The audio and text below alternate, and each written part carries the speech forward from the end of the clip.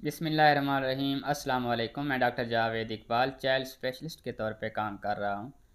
क्या आपके बच्चे को उल्टी मोशन लगते हैं?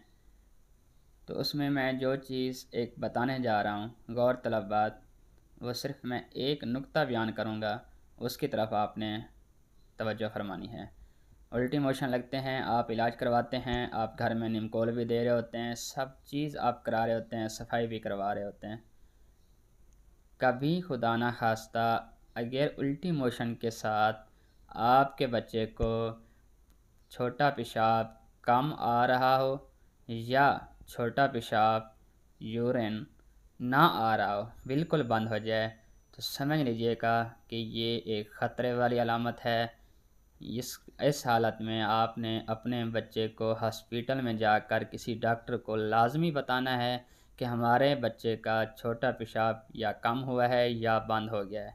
एक और चीज़, जब भी छोटा पेशाब कम होगा या बंद हो जाएगा, क्योंकि आपको मोशन की वजह से सांस का मसला बच्चे को नहीं था, लेकिन अब जो है वो सांस की रफ्तार तेज़ हो गई है, तो ये दो चीज़ें आप दोबारा सुन लीजिए कि छोटा पेशाब या तो कम आ रहा है या बंद हो गया है।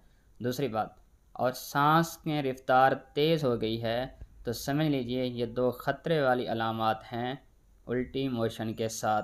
तो इस हालत में आपने हॉस्पिटल जाके फ़ौरन से चेक करवाना है, फ़ौरन से इलाज करवाना है, क्योंकि ये अलामात ज़ाहिर कर रही हैं कि आपके बच्चे को पानी की कमी की वजह से गुर्दे पे असर पड़ गया है, और गुर्दे पे असर पड़ने की वजह से बच्चे का पेशाब भी कम आ रहा है, और सांस का मसला यानी कि सांस की तेज़ी आ गई है, जिसे एसिडोटिक ब्रीथिंग कहते हैं, और यूरिन का कम आना यानी कि एक्यूट किडनी इंजरी।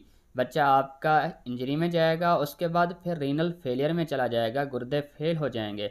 इसलिए ऐसी सिचुएशन में आपने फ़ौरन से जाके डॉक्टर से इलाज करवाना है और अपने टेस्ट करवाने हैं, जिसे रीनल पैरामीटर कहते हैं, यानी कि आपके गुर्दे की तशख़ीस होगी कि क्या आपके गुर्दे इफ़ेक्ट तो नहीं हुए। उम्मीद है आपको मेरी बात समझ आ गई होगी। बहुत शुक्रिया।